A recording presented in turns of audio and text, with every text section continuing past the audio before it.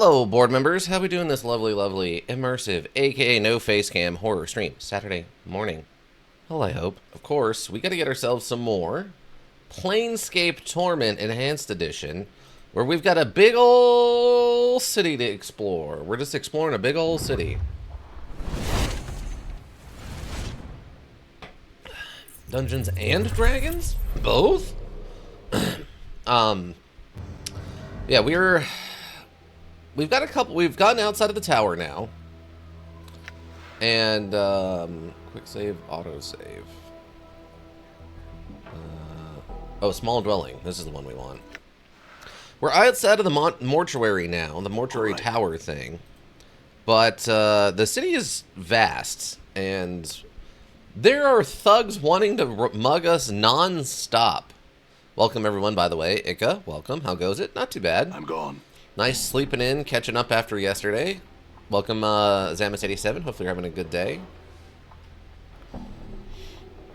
Okay, so I want to make sure we know where this is at. So we gotta have to come back here because we're storing all of our stuff inside of this little shack. Collector. Okay, we're just south of Nod. Let's see. Find the intruder. Defeat the intruder in the mausoleum. Yeah, we went and looked at that. Find the nurse for Nod. Then get her revenge. The three sisters who had been attacked by a group of chaos men called the Starved Dogs Barking. They kill three other members to avenge their... Okay. Directly south of the mortuary. Okay. Find a help to Ingress. And about doors and keys, and it's learned that the whole city was a series of portals. Well, she accidentally stepped through a portal and ended up trapped in the city. If I can find an experienced planeswalker, perhaps he could guide her home. Okay, that's what that goal is. All right. Matters the mausoleum's walking dead. The mausoleum where the dead walk. You wanted me to look at the matter. He said the mausoleum interest was north. Okay, that's part of the intruder in the mausoleum thing. Find Craddock. Deliver a message for a man named Bain the Sender, and said the person I needed to deliver the message to was named Craddock. Okay. Great. I guess it's a breakdown, kind of what's going on. I think there was also a door up here that we needed to figure out how to get into, but we were going to have to convince someone to, like, teach us how to do it. Since there was a lot of evidence that the door is routinely used, that means there should be a pretty mundane way of opening it. Hopefully. But Ika, how you doing? How's your day going? How's work treating you? Marrow friend. What? What's your deal? Smell the reek of dung and rotting meat on this man, even from afar. Though obviously weak and decrepit, his long, thin fingers and sunken eyes give him a sinister look as he scuttles through the garbage around him. The way he drools and rolls his eyes makes you wonder if he's mad. Greetings? Tries to focus on you, but his gaze wanders. His eyes are set deeply into hollow sockets, and his skin is terribly pale and diseased, covered with rashes and yellowed patches that look ready to peel from his body at any moment. The stench emanating from him is terrible. As you open your mouth to speak, he licks his lips and swallows. You deader? What did you say? Yo. He licks his lips again, and his long, thinly fingers pick at his skin as he stares at you. Yo, deader? He glances to the left, and his eyes start to you. Dead? Hungries? He reaches out to touch you, licking his scabrous lips. I don't like that word. All right, I think it's less busy today because no food stamps temporarily. Probably, yeah. I have to imagine. Usually, the first week of the month, or first weekend of the month, is usually super busy. So, with the no food stamps thing, though, yeah, sadly. I don't think I'm gonna let him touch me. His hands claw the empty air where you were, and he gives you a low whine, like a paying dog. Hungarious. Step back. His hand suddenly shoots out to catch a fat white grub that was squirming in a nearby heap of offal. You feel your stomach churn as he takes the maggot and shoves it into his mouth. He chews it slowly, then swallows. You deader? No, I'm not dead. You look dead. He scratches himself beneath his robe, and he suddenly notices that he has a finger hanging from his neck on a cord. It looks like there is a ring on it. Still hungry. I guess he's just hungry. What do you usually eat? He makes a sniffling noise like a pig. Dead? What is that finger bone? Looks down, his plague-ridden features twisting into a ghastly snaggletooth parody of a grin. Snick. He looks ready to chew on it. Stop him. Don't eat that. Have a bite off me instead. I'm more fresh. What? Nah, don't eat that. I'll bring you a whole body to eat rather than that.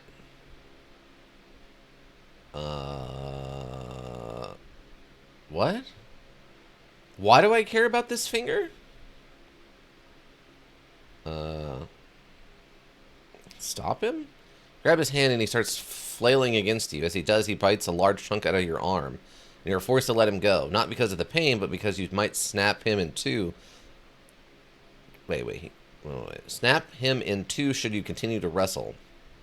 Chews on the chunk of your flesh moment, then he looks back at the finger bone. What is happening? He's just a little guy, I guess? Okay, I mean, I just saved, so...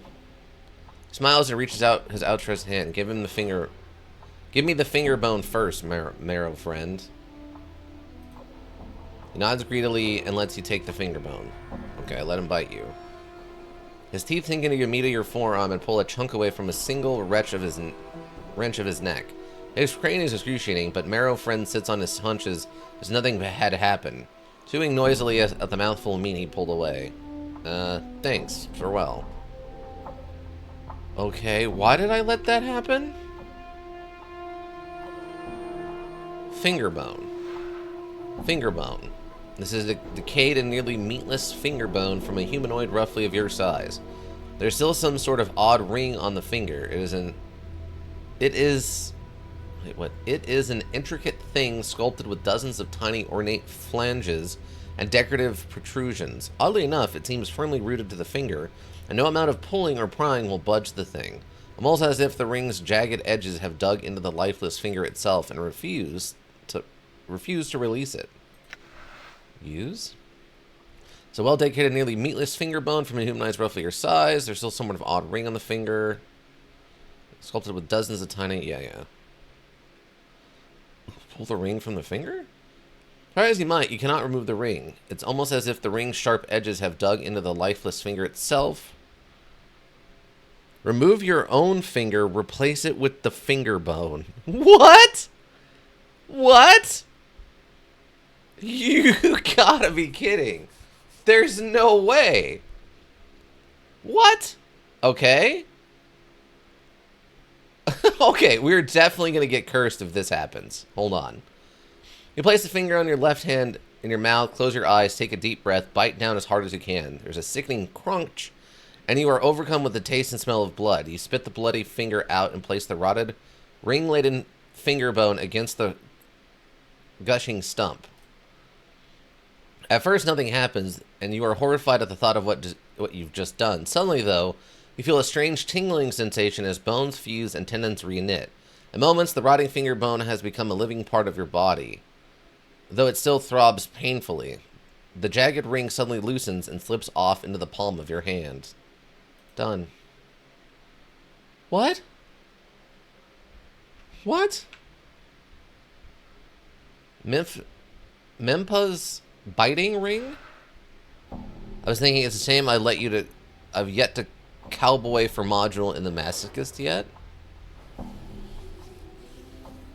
was thinking it's a shame I've yet to cowboy for module. Oh, you haven't actually won with a card yet? I know it sounds like a good card. Has it at least helped in some way? Or is it one of those things where it's like you've had it in your deck for like 15 like duels and it just doesn't show up for no apparent reason? I know that's always a pain in the butt. Or it's, you know, you get it that way or you get it the other way, where it's a card that's only useful sometimes. It shows up every single starting hand. Mempa was a mage obsessed with the possibility of having her magic items lost or burgled while she was asleep or otherwise incapacitated. While the vast majority of her carried possessions were inseparable from her corpse and thus buried with her. Some of her weaker items, early experiments perhaps, were left behind and remain in the world of the living. Memphis Binding Ring, whose powerful aura protects its bearer from bodily harm, is one such item. However, once placed upon one's finger, the ring bites down and holds on so tenaciously that it is nigh impossible to remove from the bitten digit. Okay. Special +2 armor class. And it's cursed. I see. Okay, well, we can keep that with us, I guess. Unfortunately, it's more that when I'm in the perfect scenario for him, I just end up bricking and losing before I could summon him. Oh, no! That's the worst. Alright. So we have this now. Oh, apparently there's a door back here? Oh. It's a portal. Okay, I'll keep that in mind. Thanks. Okay, I need to know... Ah, over here. Okay. This should be how we exit this area, I think. Yeah, okay. So now we're back here. Okay, that's the store. Or that's the inn. Northwest portion of the hive. I think we need to keep going that way, right? Well, I guess if we're gonna go explore that, whatchamacallit, the mausoleum, we need to go over this way. Also, I'm in combat, I think. Hive thug. Hive dweller, and a hive dweller. What is happening? Yeah, so he walked... Okay, so he walked in the middle of their conversation to try to mug me, huh? Unfortunately, I'm badly injured.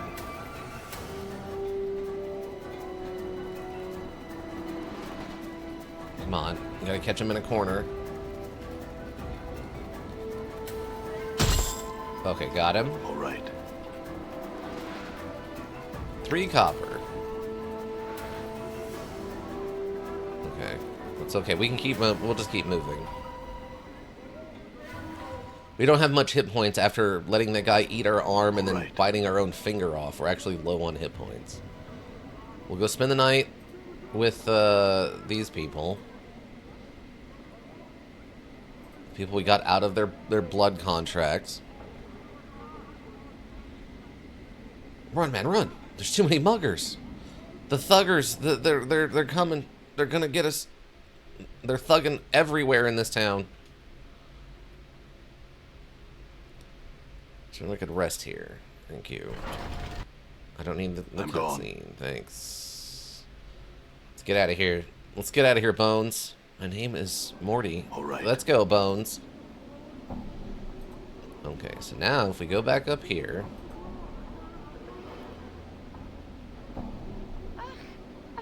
I don't like that you guys split up and take different paths, but whatever. Okay, up here should be the portal we need to go into the mausoleum thing.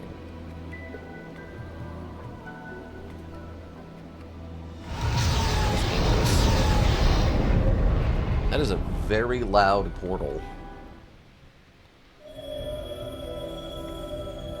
Audio's a little low.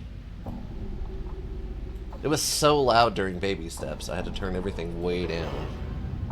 Hopefully that's better. Alright. Done. Let's go see what's going on with the mausoleum and why the dead are walking, shall we?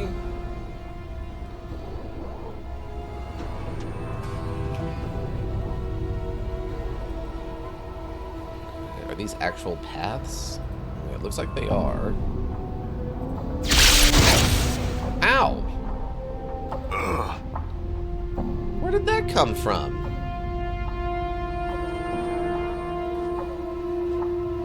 I guess it was a trap? Okay, we got skeletons. Skeleton workers. And they seem to be actively hostile. Okay, bud. I need you to be real cool here suddenly. Again, classic. Classic. I guess these technically aren't zombies, but... Good work, team. Oh, apparently it doesn't even drop anything we can collect? What? What kind of lame nonsense is that?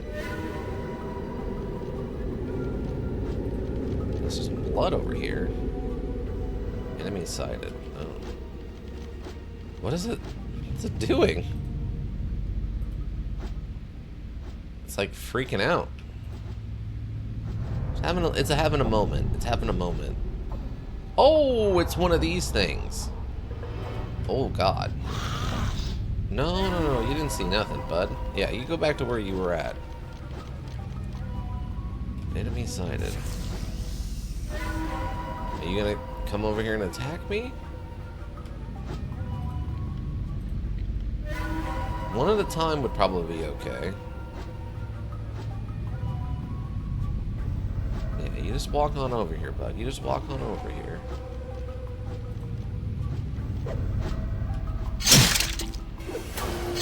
I mean, technically punches are blunt weapons, so that's fine, right? There we go. A little annoying it doesn't drop anything for us, but that's fine, I guess.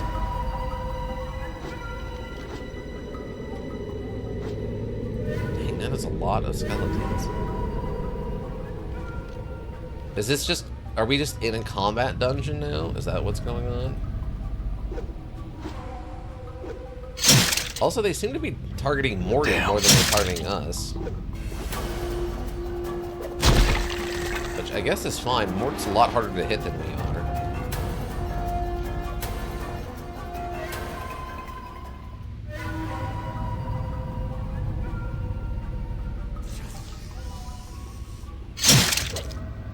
Did you see that?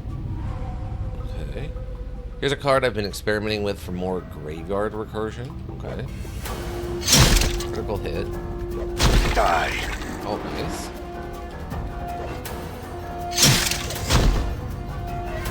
Damage.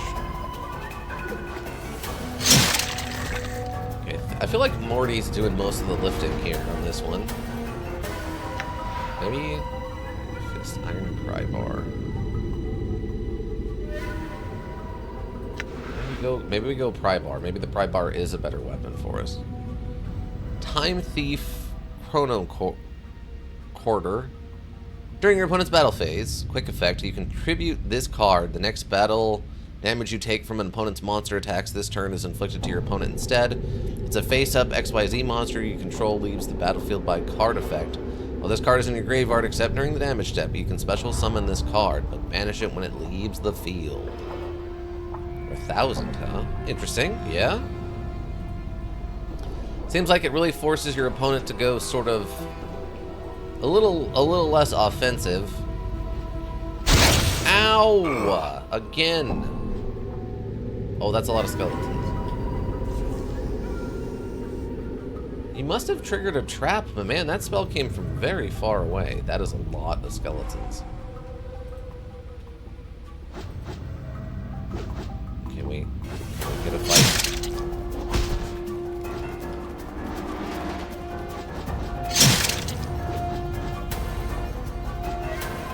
Damn. Okay, I'm gonna have to adjust when the auto pause triggers.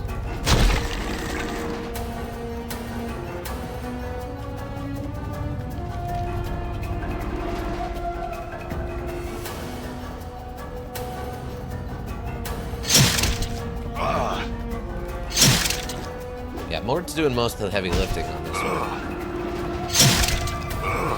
Luckily the skeletons don't hit as hard as the zombies, I guess. Since the zombies are supposed to be so strong they can, like, drop you with a single hit.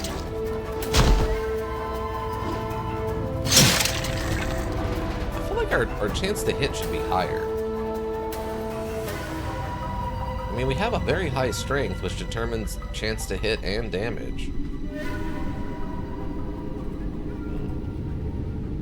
More skeleton?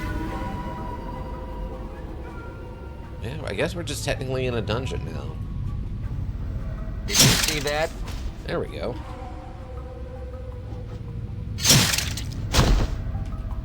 Did you see that? We got here. Silver ring. Nice. That's gotta be worth more than the brass ones we keep finding. Oh, there was another floorboard thing over there, too. Okay. Oh, this takes us someplace. Alright, let's go see if we can get some treasure out of this thing before we leave. Or at least finish exploring this floor.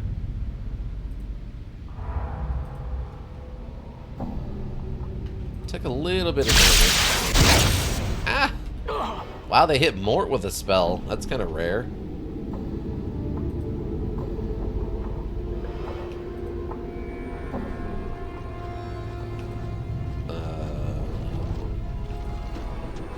It's a big building, but there's not really anything in here.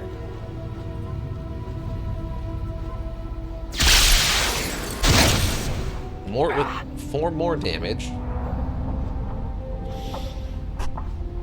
So I make this guy like 80% of the time when I use the extra deck, just because he's very good at dodging effects and sticking around and slowly generating advantage. But in a pinch, if I have Chrono Order in the graveyard, I could banish the Redoer just to summon out the Chrono Order for more plays. Yeah? You're getting some strategy for finally. That's good. That's the biggest issue, right? Is since the cards you get are so random, it's hard to tell what's... Oh, it's gone. But it's good you found... Oh, another Bone Charm. But it's good that you've at least got something figured out. And rags. Massive rags looks like they were torn from a tapestry of someone's robes. Why do I have those? That's my second bundle of rags that I've found. Oh, the guy... Oh, it's the Guardian. I don't know what he's doing. He's just kind of... He's just standing there menacingly. Yeah, they're just kind of attacking wildly. Ow. Did you see that? Good work.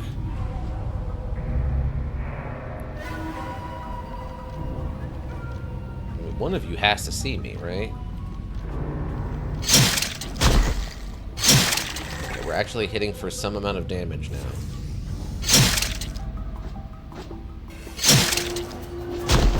Did you see that? Okay. Nice crit.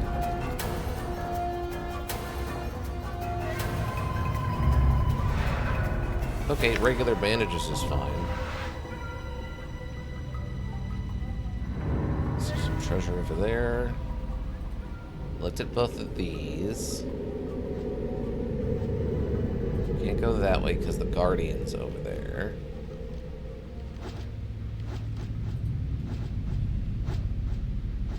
There doesn't apparently seem to be anything going on.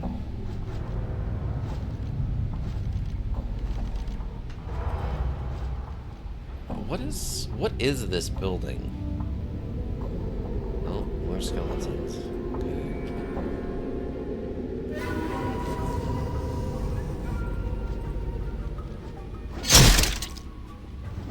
Flanking bonus.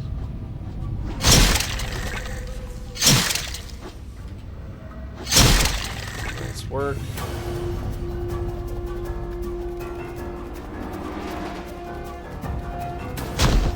Oh, nice shot. Die. Beautiful. Okay, a little bit more treasure over here.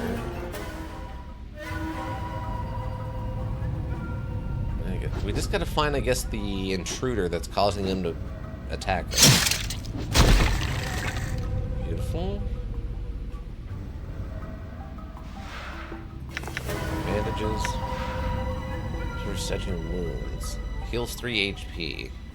Which are stackable items. When you pick them up, they automatically stack on top of one another. And there's slots for other items. If you wish to unstack them for any reason, simply double-click on the item. You will then be given an option to divide the stack. That's actually good to know. Okay, that'll be over there where the Guardian is. We don't want to go that way, since we can't take a Guardian in a fight. Also, something weird with you is that when a monster is used as an XYZ material, it's no longer considered on the field. So the banish this when it leaves the field doesn't apply in that case. Oh. Okay, so no, that's probably good. For the most part, I would say that's probably for the best. That way you don't... that would be like a really weird cost to have to pay to use your card as a material. Does that make sense to me? Just 7 copper. Okay. Someone's just hiding their money.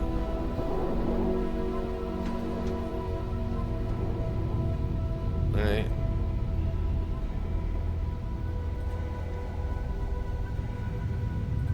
More skeletons. Not surprising.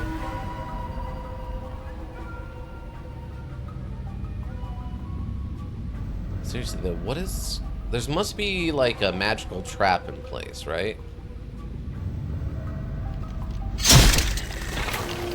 Okay. Good hit.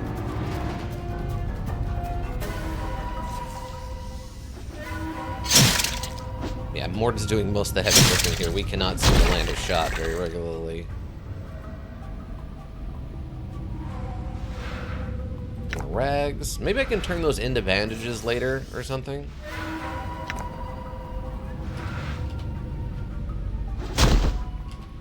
Nice hit. Okay, good work. Clot Charm. Those are nice. It's like a better healing item. 11 copper. There's pros and cons to the mechanics, since some cards have effects that trigger when going from field to graveyard. Like Sanguine and Witch of the Black Forest. Yeah. Yeah, those cards are probably left less optimal in the, as an XYZ material then, I guess, right?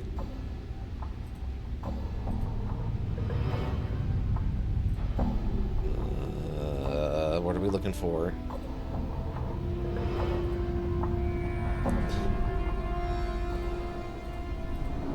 We just gotta find the random person who isn't supposed to be here besides us. Okay, more skeletons. Okay, can one of you guys see me and come over here separate from the other ones? That'll work. That'll work. Oh, nice shot. That was good. That was a good hit. Critical miss. Take that. Oh, I thought it was dead. It's not dead. No, take it down. Focus fire. Don't split the damage. That's bad.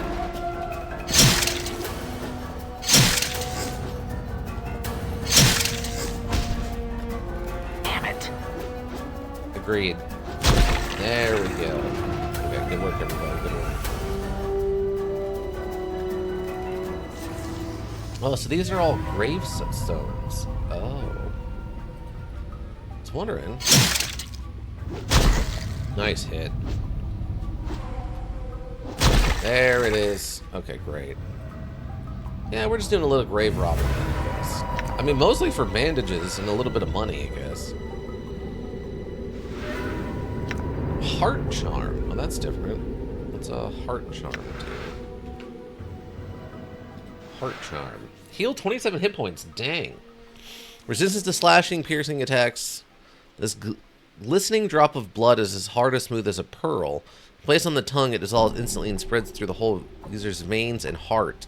It is more powerful than the blood and clot charms, and it heals a number of wounds instantly, even serious or critical injuries. Furthermore, the user will also gain a rush of energy, removing any fatigue they may otherwise been feeling. Wow, okay, cool. P12, journal updated. How you doing? How you doing? Oh, it's another one of these guys. We can't take them in a fight. Run away. Okay, we're gonna have to figure out what to do about them, since I think he's blocking the path now. Well, you know what? We could go back over here and go upstairs. Maybe that's the play. Since we can't take one of these things in a fight. The only good thing about it is we are faster than it.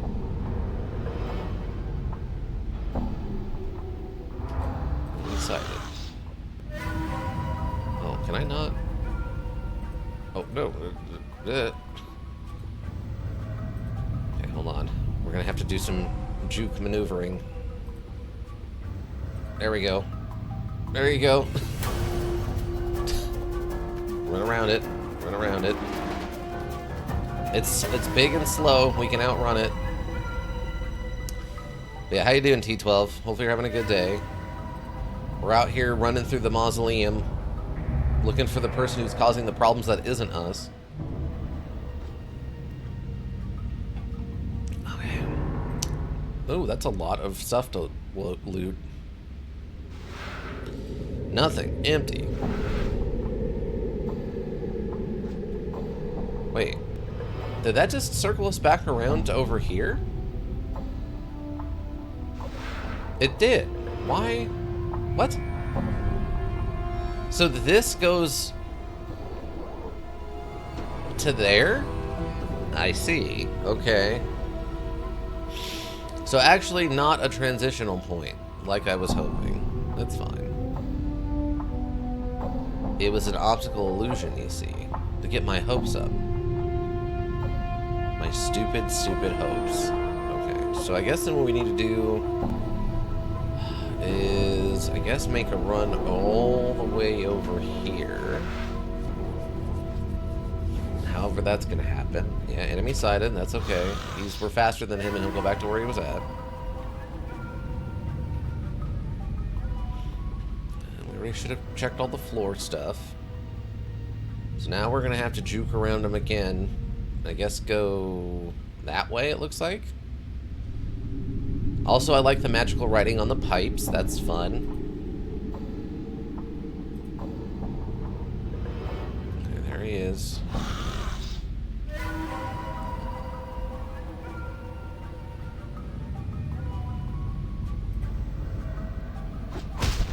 Yes, thank you. Exactly what I wanted you to do.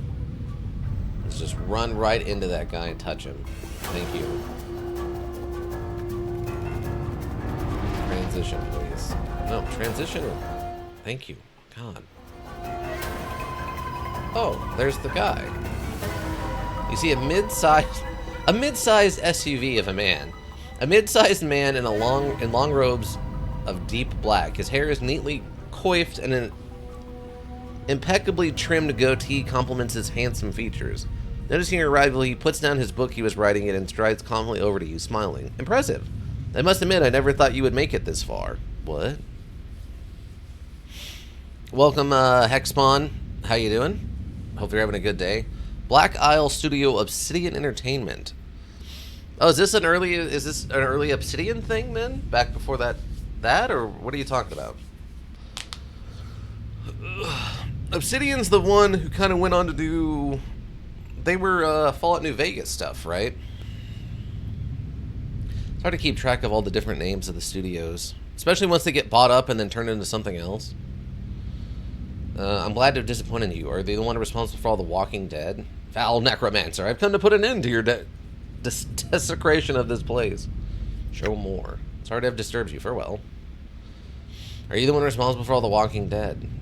Who I am is of no consequence to you. What I want is the question that should concern you most. Okay. As he speaks, he looks you up and down as if somehow fascinated by you. Black Isle ceased to be. Oh, okay.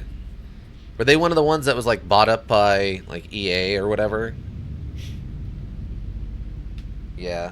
These companies are like gods and RPG modules. Yeah. Because Obsidian, I know I've heard of both of those names, but I couldn't remember who bought who at what time and when. But welcome, Hexpawn. How you doing? You a big fan of Planescape Torment?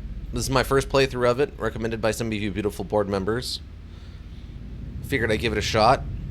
It's throwback, but legendary, right? Okay, it's fascinated by you. So he speaks. Very well. What do you want?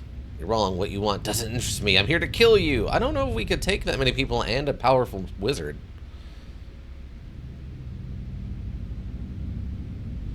They did an excellent job on time. Oh. Thank you. Thank you, man. I'm fine. You? Well, I'm doing all right. It's a nice, relaxing Saturday morning. Get ourselves a little bit of Planescape before we get to some Alan Wake 2. Nice immersive camera day. Like, it's you know, it's going great so far. Almost out of vacation time though. Tomorrow's my last day of vacation, and I'm back to work on Monday, and I'm not looking forward to that. This vacation week has flown by. Right, well, what do you want? Takes a step back and cocks an eyebrow. I want your blood. What? Is that a threat?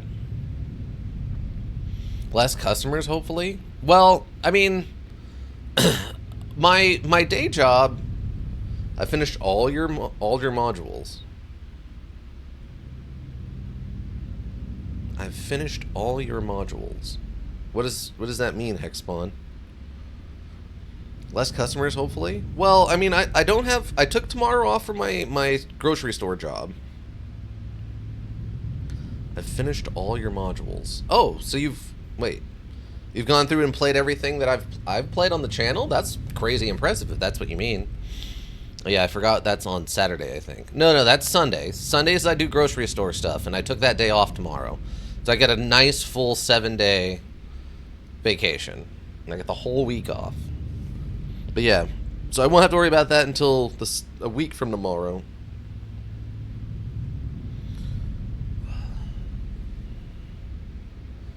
But yeah, probably less customers. Alright, what a coincidence. I've come for your blood as well. I'm not interested. Is this some kind of threat, or... The man starts to enter, but stops himself abruptly. An evil smile spreads across his face, and he begins to laugh. Yes, I suppose it is. He begins to laugh even harder at his own private joke. You notice that his hands have begun to move at his sides. Slowly, they flit back and forth, tracing intricate patterns in the air. In dialogue. Okay. It's go time now?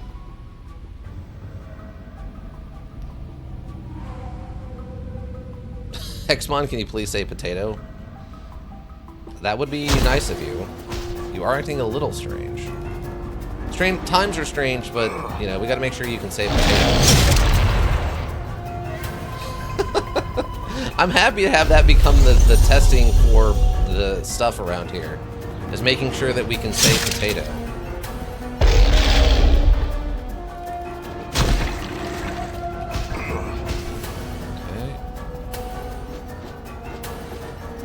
I'm hurt.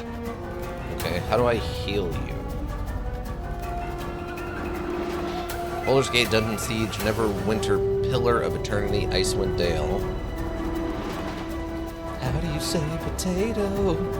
Baldur's Gate, Dungeon Siege. Baldur's Gate, obviously, very popular. Dungeon Siege, I've heard of, but I've never played. Neverwinter. I played their MMO thing, but I never played, like, the standalone,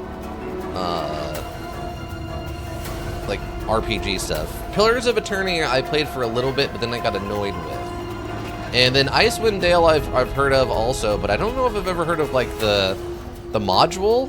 I think I only know it as a location in one of the D&D books. But yeah, how does one say potato? I'm gone. Okay, but I do need to know, how do I heal? Can I just use a couple of these? Okay, I can just use a couple bandages in the middle of combat. Great.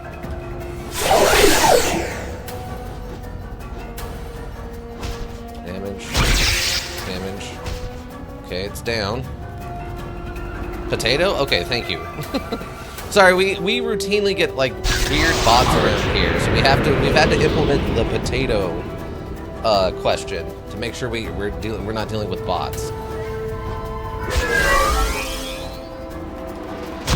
I'm hurt. That's a big hit. Ow. Okay. Some bandages. We have a lot.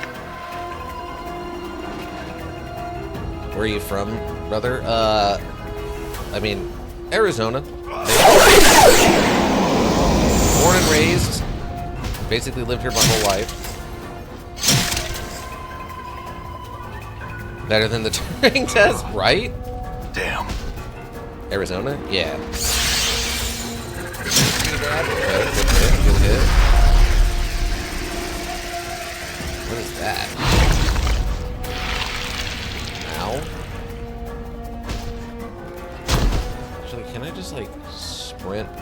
over here and start hitting him. I'm hurt. Ow. Now let's do a blood or a blood clot. See how that goes for us.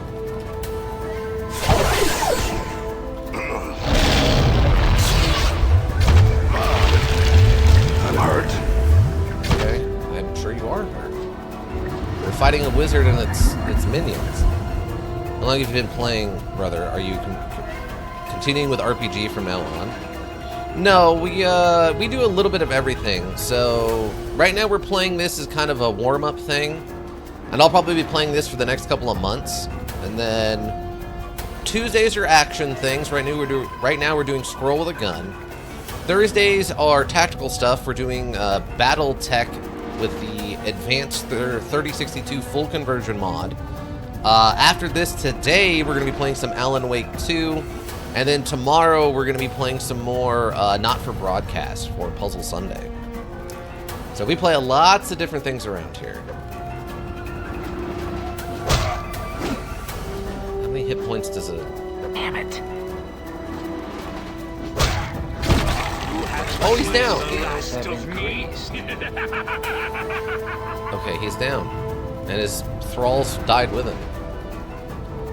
Scroll of Ice Knife. Wow, still, I didn't realize that was that old of a spell. Sweet. Okay. Well, he's at least temporarily defeated. And a human skull. This is a generic human skull. It is not as talkative as Mort, but perhaps that's just as well. Can't believe I've already missed so much of your Torment playthrough. Welcome, Just Coffee. Thanks. How you doing? Do you have a plan? Will you continue to play role-playing modules? I mean, we'll probably not guaranteeingly so, but we will. Yeah. The plan is that we usually have some kind of role-play thing kind of going on at all times. After we finish this up, I think the next thing on the list might be Battle Brothers, which is, I think, somewhat of an RPG thing. I'm not 100% sure, though. I'd have to go look at the list over in the Discord, if you're interested. Kind of the recommendation section is our list of what to play, so you can stop by over there if you have a suggestion. But welcome, Just Coffee. How you doing? There is... What? Anaronox? There is Anaronox. What is an Anaronox? But yeah, Just Coffee, how you doing? Hopefully you're having a good day. Okay, so I need to give some stuff. You don't have limbs to put a ring on, so you can actually hold on to the ring. Bracelet. This bracelet is like to be made of silver and has a semi-precious gem mounted on the top of it. I have no way of identifying it before we wear it. You can hold that, and this high-quality stiletto. Silver ring. I mostly just need to keep things on me that I use the heal, so that we don't die. Okay.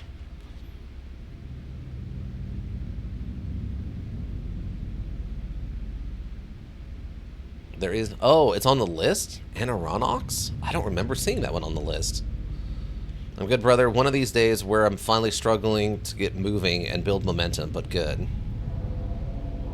Ah, I gotcha. Yeah, I've had a couple of days like that this week. I think it was Wednesday morning. I was just like, I don't feel like doing anything this morning. I'm gonna lay in bed for way too long and waste a bunch of time. I still got ended up getting a little bit of stuff done, but not as much as I had hoped. But I feel that, especially on a morning, a good relaxing morning, Saturday morning, yeah. Oh, chromatic orb, classic. Just a dagger. Pressing the edge, not usable by priests. Looks to be a very well-made dagger. It has a nice balance and a very sharp blade. Okay. Strahn's diary? Not Strahd, Strahn. Sometimes he's got to veg out, that's for sure. You gotta let that brain recover. How old am I? I'm in my late 30s. Scroll of chromatic orb. I wonder how it works in 2nd edition. Long are the debates about the spectrum of color in the multiverse. This blue is better than yellow. Pike at Burke, of course, what is the true color? And while they in many generally agree that a color's greatness is in the eye of the beholder, this spell establishes the fact that some colors are deadlier than others. This summons a large magical orb of color, which can then be hurled at a target using the caster's normal attack roll +3. The color of the orb changes depending on the caster's level. Oh, okay. That's a little bit different. I've seen versions of this. I think 4th edition had the chromatic orb thing for one. I think the wizards might have been able to use it. And then you rolled a dice, I think, to determine it. And I'm trying to think how it works in 5th edition. I think in 5th edition you can choose which color to throw or something like that. I haven't looked at it in a minute. Alright, so it changes depending on what level you are. That's pretty crazy. I love meat and fish very much. Okay. Let it veg out. Yeah. Fish isn't bad. My only problem with fish is that my one allergy, my one food allergy, similar in 3rd edition. Oh, okay.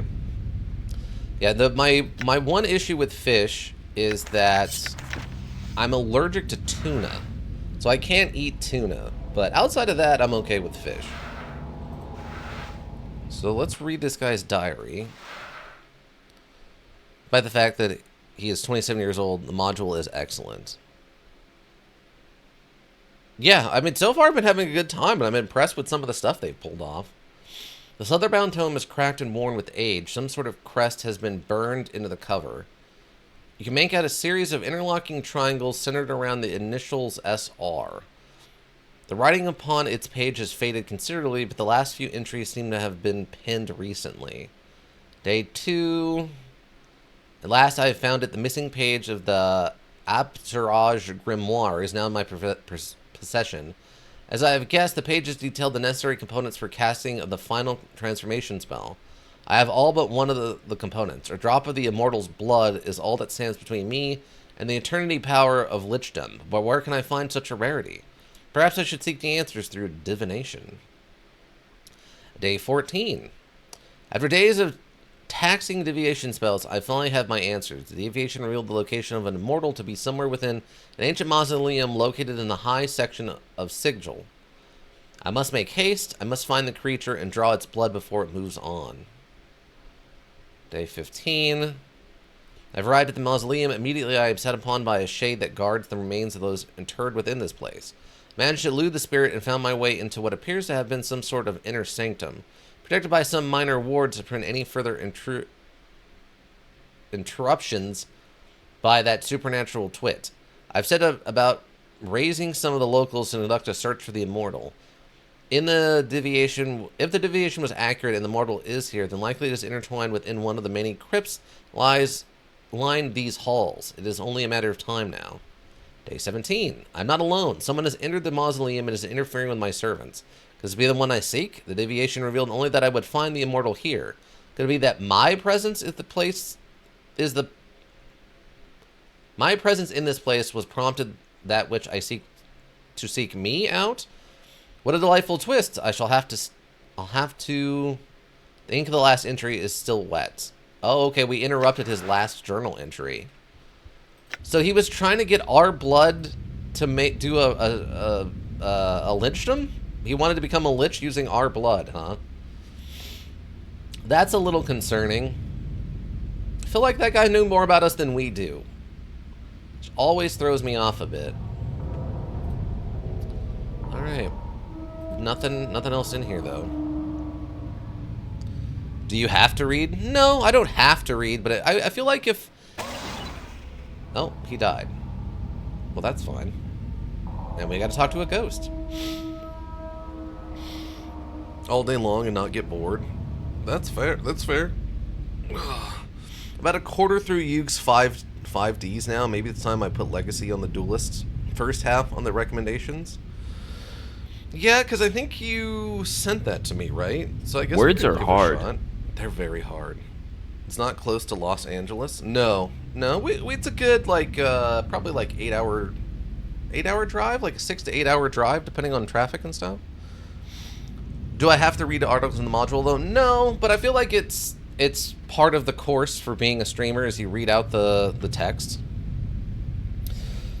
Probably also better for people who are listening to this in the background. Shout out those lurkers. How y'all doing?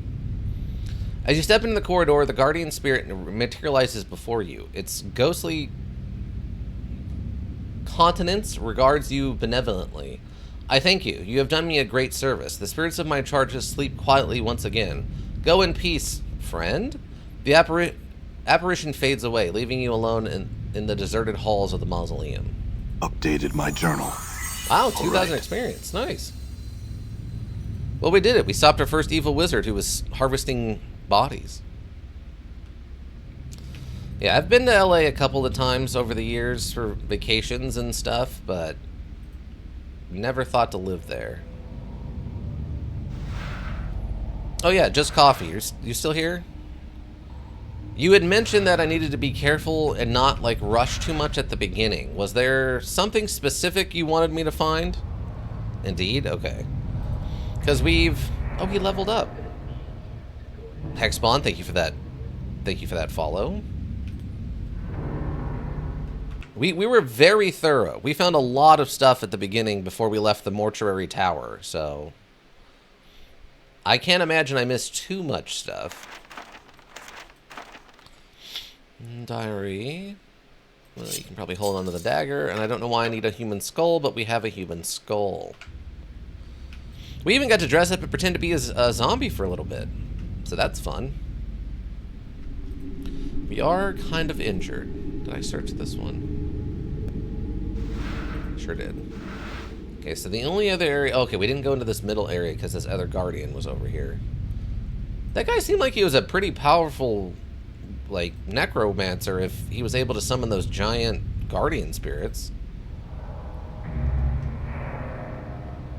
Seems like he should have put up a better fight than that. I feel like we should have probably lost at least once in all of that. Or do you work? What do you do? Yes, I have a full-time week job. I do a construction. I do land survey. Nothing special, nothing worth talking about. It pays the bills, and that's why I do it. I'm on vacation this week, so I've been enjoying that. Alright, since we know that the up and downs is apparently just some kind of teleportation infinite hallway thing, no reason to go explore up or down. I've checked because it's been forever since I last played. Okay. He fights rattlesnakes in pits deep below the surface? No. I have definitely been in some pits deep below the surface, but I have never fought a rattlesnake in one said pit. Oh yeah, that's that lady's house, right? Alright, do I need to go turn this quest in, or... you can find the person to solve it and then return... Okay, okay, yeah. So I do need to go talk to him again, and I think he was inside of the house, or the bar that they hang out in? I think he was in here, right? Because I think he was the one who had his head on the table. I remember it was really easy to miss a couple things that borderline essential to get the most out of the module. Oh, okay. Oh, there he is. Okay, yeah. He's pulling out one of the spikes on his hair and using it to scratch a spot on his face. You can't help but think he'd look a lot better with dreadlocks. Okay. Can you open the map? You want the world map or the local map? Let me get this conversation going and all. It's only a minor exaggeration then? Yeah, I guess technically. I have been in a deep pit in the earth, but I have not been in a snake fight. So you're only half correct. Go on to the mausoleum, the dead sleep again. Updated my journal. I know where you smooth out as you speak. Thanks. Thanks, give I. He reaches into his robe and draws forth a small bag, which he hands to you. Copper coin, 100. Great. Thanks. Glad I could help. Farewell. But yeah, I mean, this is just here. If you want the world map... I mean, we're just at the hive right now, I think, right? Well, one of the hives. Lower ward, Clerk's Ward, Alley of Lingering Sights. We went to the Alley of Dangerous Angles, but we just fought a bunch of people there. So, but yeah, we're at the very beginning. We've just started. I know very little of this world so far. All right, one quest done. Find a way. Get her revenge. Oh yeah, we need a master planeswalker. We need a Mitsa. Need to help him. His subscriber is an attractive young woman living somewhere in the hive. Okay. I wish I could talk to some of these people and ask about Crawdock or whatever. So that way, some person posts this many robes. Reading. Yes, can I ask you some questions? Now this time, the distant silent and turns back to his drink. Okay. All right. Old Copper Eyes. I think we tried talking to them once before, right? A figure, he can easily pass for a statue, although deep furrows in his face brow make you wonder if the sculptor was a little too eager to define his face with a chisel. It's well over 50 years old, but exactly how much over 50, it's hard to tell. He slowly turns to look at you, you catch the dull sheen of copper in his eyes. Greetings. Can you zoom in on the module from the settings of the module? What? Okay, I can look and see about that. Open Copper stares at you. His eyes are difficult to make out past the black well of his eye sockets. They look like they have a coppery sheen about them. Meyer, I thought you were someone else. Really? I have a few questions. Says nothing. Never mind. Farewell. Wait, what are you talking about with the... You can zoom in on the module... I mean, I don't know how much more zoomed in I need to be. Font size, contrast, brightness. Like the zoom lock, you mean? Full screen. Is there like a double size cursor? Oh, you could make that much bigger. You're not wrong. I don't think I need a double-sized cursor, though. I don't see anything for module. Turned on, pressing the middle mouse button will set the zoom level to a pixel-perfect match of the original. Oh. Is that what you're talking about? Oh, okay. Interesting. This is a one-to-one match, then. I guess I could zoom in if that's what you want. Dustman. Gravesend. I think we talked to them already, right? Yeah, because that's the one we got the contract from. Anybody in here know anything about... Greetings. Someone looks up yes. Can I ask some questions? Not at this time. Everyone's too busy. I wonder if I could talk to the nervous-looking guy again and see if he'd help me. Okay, good. Thank you. Yeah, we can zoom in a little bit.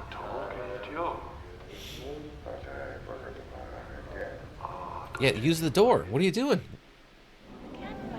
Thank you. Jeez. All right. So... Oh, is it this guy? You had... I could... And on... Wait. Greetings. I don't know where he's doing. He has to walk faster. Sir? And clearing briefly to right and left as he's looking at his friends with you. It'd be less to leave me be, or you'll be wearing this steel 'twas your ribs. Just had some questions. I'm sure you do, and I have no answers for the likes of you. Alright, never mind then. Hive Tout. Okay, Hive Dweller. Anybody here I can talk to who isn't a weirdo. Faded, patched up clothes, she glances as you approach and turns away quickly as if unwilling to make eye contact. Greetings. Glances at you again, gives him an ice-cold look, then turns away. Miss? Turns again, and this time you see a dagger in her hand. Leave me be, dog, or I'll jab in this... Never be... Calm me down, I just had some questions. Set my circle over her heart with her free hand as she ward off evil. I have nothing to say to ye. Okay? Who was the guy we talked to?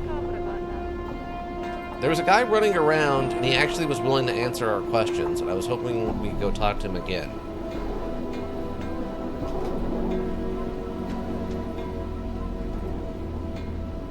Those are thugs. Is he inside of the, like... Wait. Frightened Hive Dweller? Maybe this is what I was looking for. Are you the one who was willing to help us? It doesn't feel to see you. Okay, this is the guy. I had some questions.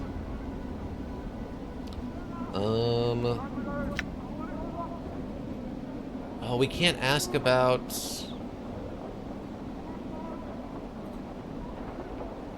With the Hive. No, he won't... I can't ask him about the guy. Nothing. Farewell. He licks his lips. And he says to you for a moment, you should spare a few copper. No. Disappointed. Oh, well. I peace then cutter. Comes under his breath as he walks off. Okay, so... we haven't had a chance to actually find the guy we're looking for. Thug. Okay, so... well, we do need to go south, I guess, to go deal with the starving dogs barking at the moon or whatever gang. And it's supposed to be directly south. Hive Dweller, Thug, okay.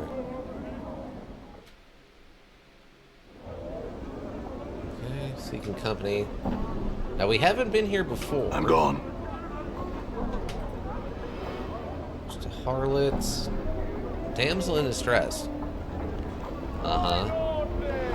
Mourns for trees. See a tired-looking, sorrowful old man who is gazing at the ash-dead tree in front of him. He is mumbling to himself and tapping his chin, as if trying to figure something out. Occasionally, he shakes his head sadly. Greetings. Seems momentarily startled as you interrupt his train of thought. He speaks in a calm, unhurried tone, but one full of sadness. Oh, greetings to you, friend. How's this day find you? Never mind that for now. I have some questions. Finds me well. Smiles, but sorrow still lies in his eyes. That's good, friend. Hope your good fortune continues. He seems about to turn back to the trees. How's the day find you? Shrugs slightly and proffers a bit of a smile. Fortune finds me well, though I'm saddened just the same. Why is that? He pats the tree behind him. It's the trees. Here in the hive, they're dying, friend. And no one cares. Seeing the look on your face, he holds his hands up as if to silence you for a moment. It may not matter to some, but it's important to me. I feel it's a shame to see the last tatters of life and beauty in the ward left, uncared for to die. Can you understand that, friend? Yes, you're right. It's a sad thing. He seems surprised and blurts out, really? Oh, mean. Wonderful. Perhaps you would... He pauses and seems suddenly suspicious. He recomposes himself, speaking in his usual slow manner. In any case, that's good. I suppose you have some questions for me? Yes, I have some questions. What is it you're going to ask? For the first time, the man seems genuinely happy. Beaming, he explains, it's difficult for anything to survive here. Just look around and you'll see what I mean, friend. I'm not sure it's possible for the trees to thrive here, even if they somehow were, to get enough light and clean air. Come on. He nods enthusiastically. But if enough people care, really want them to live, I just know they'll survive. They'll turn green again and flourish. These don't look like green trees. They look like they're purple. Perhaps they would. You could be right. I am right. I'm certain of it. A sense of conviction surrounds him like an aura. He seems so unlike the man you first spoke to. That's all I'd ask of you, friend. Just care for them. Hope for their recovery. In time, should enough people want it, it will come to pass. Can you do that for me? Sure. Why not? Excellent, my friend. Excellent. I thank you. You've given me back my confidence, my purpose. Perhaps I can find others like you who will listen. Perhaps we'll make a difference. What about your companion, friend? Would you speak to them on my behalf? Morty, what do you think? Huh? Yeah, Chief, sure. Whatever you say. Serious, Morty, can you make the effort? When he looks at you for a while, silently nods. Yeah, I can. If it's that important to you, I'll do it. Thanks. I had some questions. Into the trees yet. Who are you? No SpongeBob photosynthesis. Photosynthesis. Really? I could probably make that one. I'd have to look up the clip and do it, but I could probably make a photosynthesis one. I'm kind of surprised. Who are you? Why are all the trees dying? Who are you? Called mourns for trees by the people here, friend. And other questions. Are you in charge of how are the getting trains? No, not yet. Questions. Who are you? Why are all the trees dying? I'm looking for a man named Throd. Sorry, friend. When I first came here, I spoke to many people, but I don't remember anyone by that name. Questions? You haven't know anything about a journal? You're all seeing one anywhere. Where do you last remember having it, friend? I'm not sure. I have another question. Can you tell me about this place? It's the worst Sigil has to offer, friend. Not much else to say about it. He smiles sadly. Enjoyed myself. What if I was looking for work? In the Hive, unless you're a thief, I doubt you'll find any. You could always gather corpses and haul them to the mortuary gates. If you're that desperate, I hear the dustmen pay a pittance for them there in an effort to keep the Hive streets and alleyways from becoming even more foul. Alright, this guy doesn't seem to have... I can't ask this guy the questions I actually need answers to. And it looks like an old, like, abandoned house? Oh, harlot. Angry Hive dweller. Angry... Oh, here we go. Starved dog barking thug. Here's some of the people we were looking for. Do you have a third? So far, it doesn't look like you have a third. Wait, what's this? Furnace pipes are pumping out hot air out of the building. Okay. Hive thug. Okay, all three of them are here. It's barrels? The barrels are probably here to catch rainwater. The only thing that fills them is dust. That's concerning. Hi. How bad are we about to get absolutely stomped? This wild-eyed man is hunched over, barking, howling at the top of his lung. Beneath his thick, matted hair, they make out a series of strange tattoos. They run the range from screaming faces to bizarre, geometric shapes to what appear to be lines of verse. He's almost naked, but the dirt and filth covering him give him the semblance of modesty. Sure.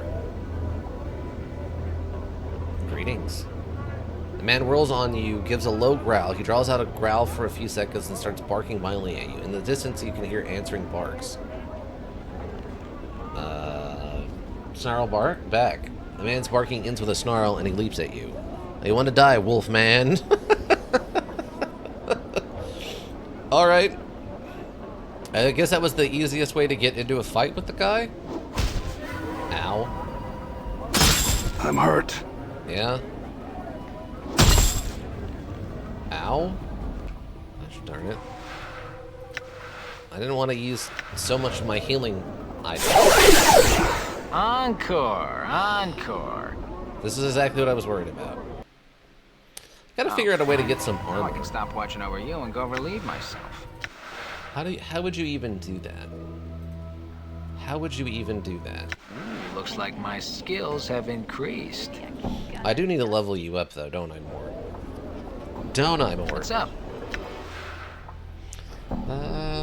Nothing actually changes, right? Fight skills is improved, 10 hit points gained, 2 hit points gained from con bonus. Okay. I don't have to make any choices, it just kind of happens. Okay. Good as done. I guess we'll need to go sleep first if we're gonna go fight these guys. Since apparently they are capable fighters. Done. Actually, it's right over here, right? On the run. No, go. I said go use the door. Done. Talk to the lady. Hi. Rest. I mean, technically, Mort's also injured. Gotta remember to let Mort do the tanking. Since Mort's way harder to hit than I am. All right.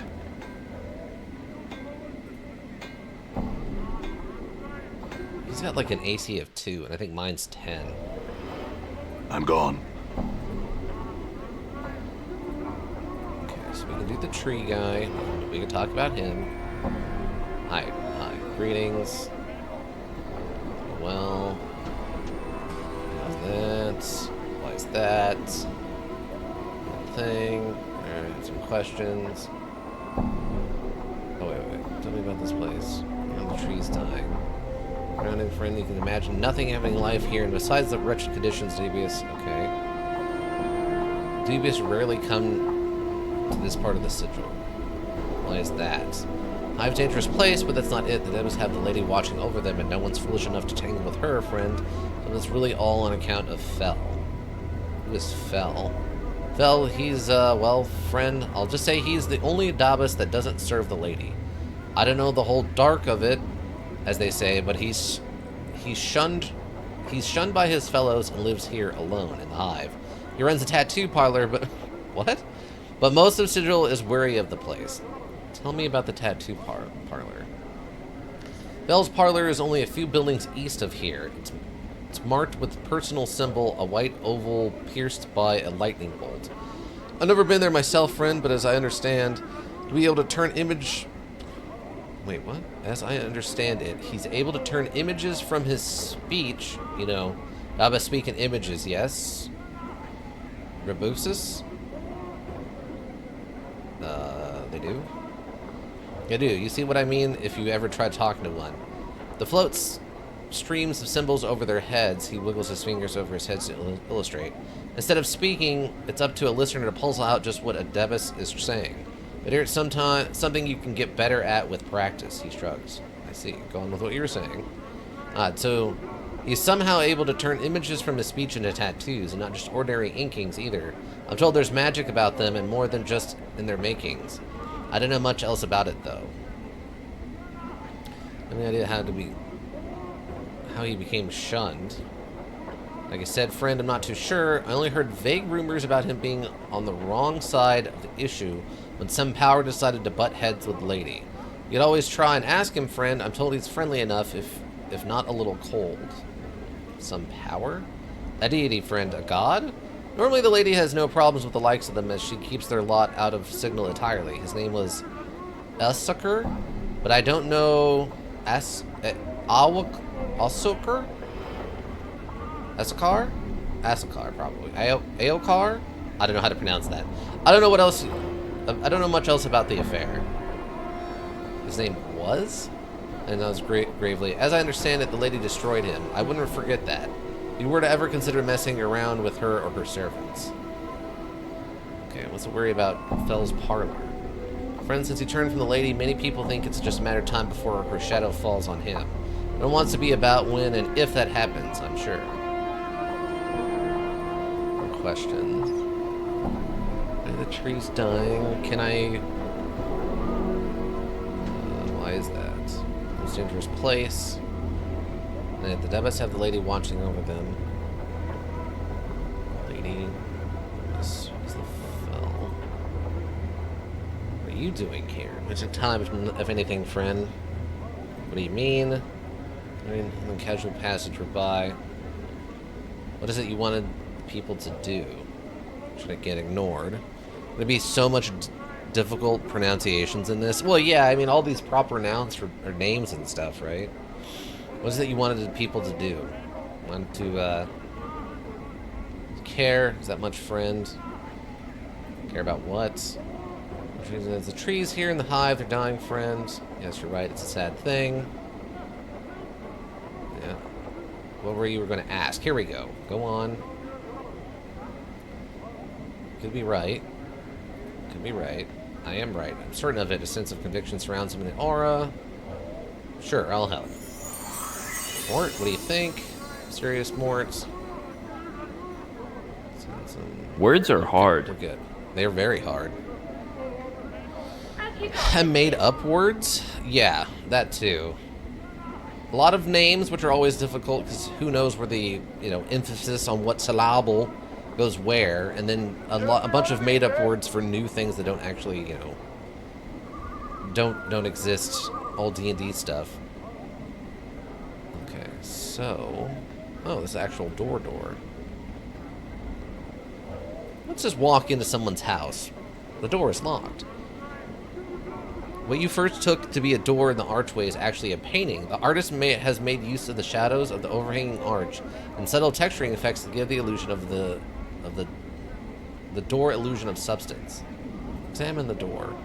Other than the skill of the artist, there is nothing remarkable about the painting. The door has been painted on a rough stone wall. You feel the stone and mortar beneath the painted wooden texture. Leave the door alone. Portal door? It's probably a magical, like, phrase to open it. Like, maybe it's like the dog's gang, or, like, hideout or something. Okay. How? Okay, pry bar. Speed. I don't know what the speed affects. For piercing. Steel weapons retain their remarkably fine edges. 2-7, but that goes a -1, which is bad. Ratchet in combat, the long handle. Okay. 2-4 crushing. Okay. So damage, the type of damage. So the pry bar, speed 1. So that might actually be better for the purposes of this. There's a D&D audiobook with a story narrated by Ice-T, so you're in good company having to awkwardly read D&D terms and names out loud. Probably the initiative. That would make sense to me. I mean, the problem is that we have, like, semi-real-time combat, so the speed might also just affect how often we attack. I don't know. But the fact that Ice-T narrated one of these books sounds hilarious. That's awesome. So I can just talk to this guy. Greetings. I said greetings. Man barking ends. You want to die, wolf man. Alright, punch him. Punch him. There you go. Damn it. He does not miss much. Ow. Okay, we got one. We got one. He has 1 clot charm on him. I can't take his dagger or his clothes or anything else, huh? Nothing? Nothing I can do. Great. Okay, great. Beg you, please help. I feel like you're still a setup. Okay. We'll go sleep.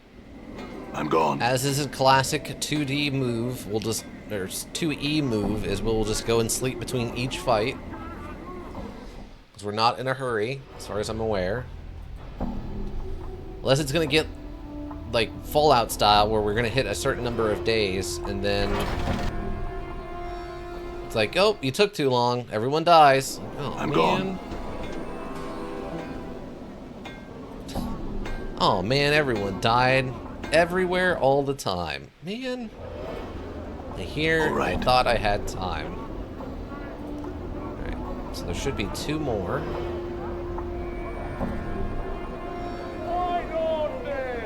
Okay, so there's the one. Oh, there he is. He's up here. Let's talk to this guy. The man is hunched over, lines of verse, naked, greetings. I think this is the one we tried to fight last time that killed us. Snarl back. Okay, if I run over here. Okay, now we fight him. Let Mort get in there early. The rock falls and everyone dies, yeah. At least Mort's landing good shots. Gotta get ourselves some armor or something. I'm hurt. Come on, man. Just gotta punch the guy. Thank you. Jeez. Another clot charm? Okay. These guys are tougher. They're worth 175 XP, so more than double what the other guys are worth. Oh, look. There's the Black Azabetani thing. Done. Hey, I still can't believe we did why that don't you thing with the finger. Just look natural. Casual. What are you talking about? I'm not gonna go talk to the dragon. Don't worry about it. It's fine. I'm gone. I rested 8 hours. I want to save all my bandages for when we're in a dungeon again. Instead of just being lazy and not resting for 8 hours between every fight. Done. It seems like a lot of people suddenly. Wait, what was that one? Dithari townsperson. Wow, okay. So the Gith are a species in D&D who I believe are like sort of, I guess it would make sense that they're in the Planescape averse. But they're known for being like interdimensional pirates, sort of, in like one of the like bigger meta planes. I don't remember what it's called though offhand. Wait, what am I seeing over here? Ash-covered tree looks like it's suffered greatly since being transplanted here. This one suffered greatly. Sufficient since it's been transplanted here. Okay. Eat, sleep, face punch, basically is what we're doing right this second, yeah. Space elves? Kind of. Astral plane, if I remember correctly? That sounds right, yeah. It's a sort of pseudo space plane, if that makes sense, but their big thing is they literally sail around on top of the astral sea, if I remember correctly, which is usually like a raw energy thing. They sail around it on magical boats and actually like pirate that way. I think in the 4th edition. I don't know how they do it in 5th edition. Harlots. We'll be getting some Gith lore. Oh, okay. That makes sense. If we're doing plane jumping, that would be a Gith thing, I feel like. Wait, where'd the third guy go? Wait, where did the third guy go? Did he, like, seriously bail? Where did he go? Was he one of the guys over here suddenly? Did he just decide to go for a runabout?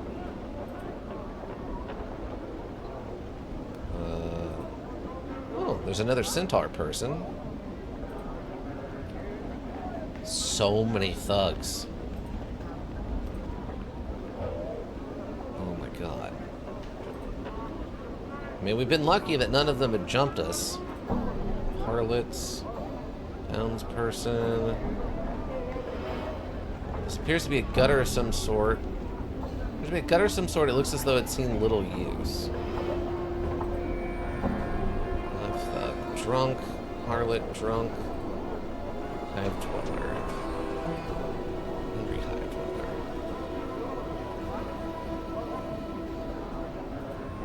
And Marissa. Drunk. Harlot, drunk harlot. It's both a drunk and a harlot? How many jobs do you need to have in this town to get by? Barking Wilder. Are you like the head of the gang?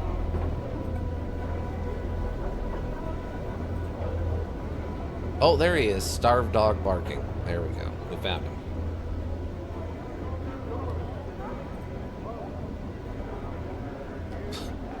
Evil space frog resistance fighters. Looks like the market is cornered. Yeah, this place is just full of stuff going on. Well, the man is hunched over. Appears to be lying. Okay, greetings. When I was gonna use a big snarl, I said greetings. All right, this is how we die. This is how we fight the wolf man. Oh, we got him with a big one. That was a big punch. Damn it. It's like max damage. NPC, get out of here. What are you doing? You're in the middle of literally a knife fight. Got him. Alright. And just generic cash. hived out. You can't just wander into a knife fight like that. It's not good for you. It's not healthy.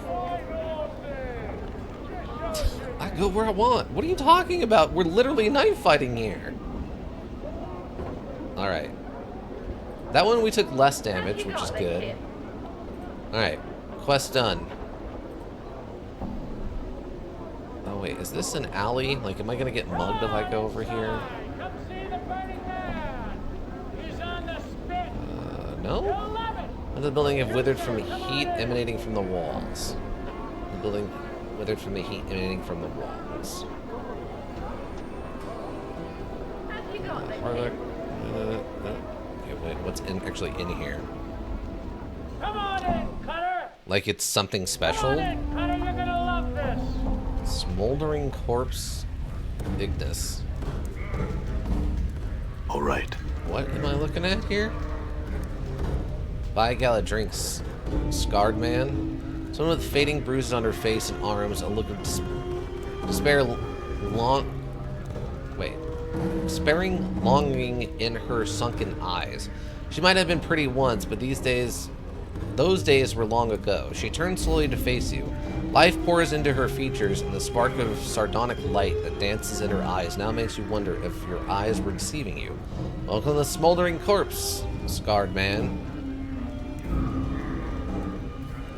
Oh, the planes. This place. Uh-oh. I mean, I like the flaming zombie spirit thing going on over here. Who are you? I am Drusilla. You must be clueless. Don't ask me how I know that. It just shines off you. Shines, right. Answer some questions for me? Traveler, what is it you seek? Who are you? I'm looking for a journal. I'm looking for a collector by the name of Farad.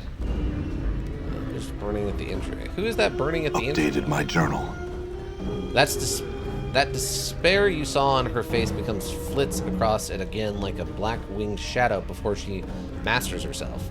That's Ignis, one of the greatest wizards ever to come out of this slummy excuse for a cesspool. They caught him and they opened a channel to the plane of fire through him, and now he's just a doorway for it, keeping himself alive by force of will alone. If someone could douse him for a few moments, it'd give him his life back again. If they don't make enough water to do that. They don't make enough water to do that? Someone should be able to find something. Oh well. Can you answer some questions for me? What's your connection to him? Her voice practically throbs with a deep ache. I was his lover, and he, my beloved. He loved the flame more than me, and now he has become the flame. And because I love him, I love the flame. But that's all done with now. Now I wait for him to douse himself. I sell what little I have just so I can be near him. Very well. Answer me a question. Traveler. Tell me about this place. Here, this is the smoldering corpse. Though the person smoldering ain't dead yet, he's just keeping himself alive till someone comes along to help him out. Sods who like to see people in pain come here. Fiends like it. Folks who don't much care for being bothered come here too. The name alone keeps out most of the Berks. Okay. Is that burning? For a journal, would you happen to have seen it? Journal? Oh sure, I've kept an eye out for all stray journals, just in case some scarred man walks into my favorite bar and starts asking about it. Do you ask that of everyone you meet? What a fascinating life. To answer my question, let's get through this. For journal. Okay, Farad? Franchi Smirks, the Collector King? You can probably find him and his stinking ilk in the trash warrens on the far side of the hive. Good luck in getting any answers from him. He's a sly devil, he is. Very well, answer some questions. Alright. She's not going to help me find anybody else, and since we can't ask around... Ebb Creek Knees. Okay. Dakon. Actually, Dakon, that name sounds sort of familiar. Mercy Killer Patron. Smoldering Corpse Patron. Barkius? Okay, you look like you might know a thing or two and probably won't immediately try to assault me. You see a short, round man with a perplexed expression on his face. In the lines of the loose skin, it looks like it's not too uncommon. He carries a flagon of ale that looks like it's in the process of being emptied. Rapidly. In between swallows, he speaks in a gentle voice, so quiet that you can barely hear his words. Hello, traveler. My name is Ilquix? Can I be of some assistance to you?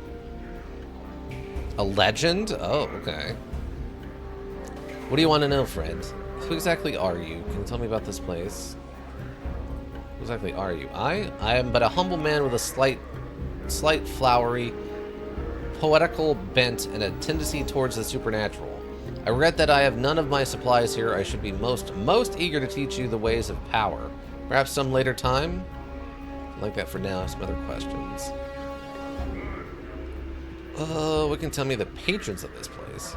Oh, that's a big one. The patrons of this tavern are many and varied. I've spoken with most and find them delightful, with the exception of the creatures of law. Gestures towards the pair of Abashai sitting in the corner. There's the law corner. They taint the air with their presence, lending an unwholesome stench to an otherwise pleasant environment. I recommend speaking to Barkus. I understand he requires some aid with a trifling matter. Then we have that O character. I'm still trying to understand him fully. It is quite an undertaking, if I say so myself. Those are the folks of interest here. The others, well, perhaps I'm too discriminating. Why do you despise creatures of law? Ah, fine question, my friend. My upbringing has been of the chaotic side of the Great Ring. You may speak to Kandrian Illborn, a misnomer if I ever heard one, of the plains. He fancies himself a great planeswalker. To return from my digression, I've lived many years with chaos and find it pleasantly agreeable. To me, the taint of law, as in those creatures there, is reprehensible and tyrannical. If I am to be crushed underfoot, I'd rather be by an individual than a machine that knows nothing of emotion. I see. There are many questions I agree with you. Okay. There are many who agree with you. Farewell. Okay, interesting. So, the guy in the corner.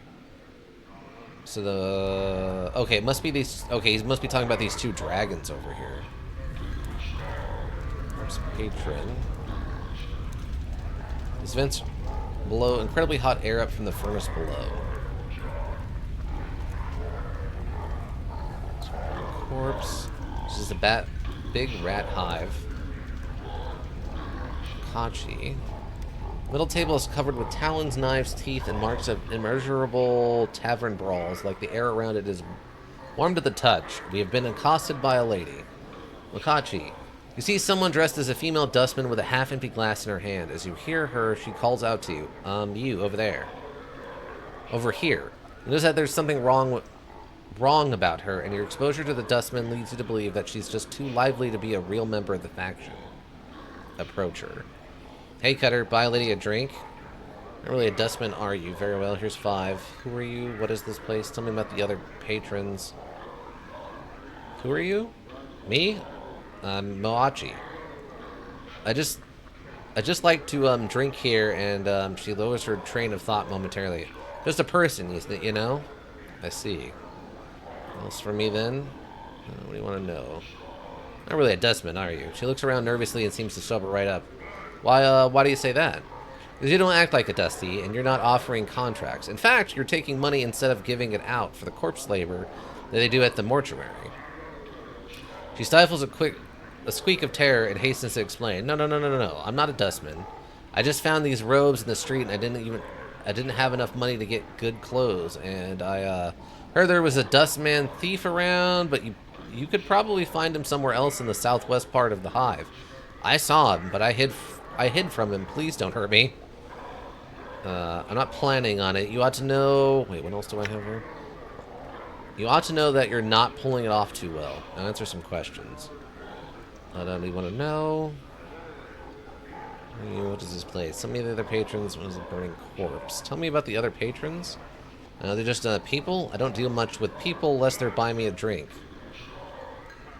You can see why. Farewell. Okay, that was... She mentioned that there was like a thief or something around, but it didn't go much. Unless the joke is that she is the thief. But it's kind of hard to get the like stereotypical like eyes dart back and forth nervous look. Pendulum support.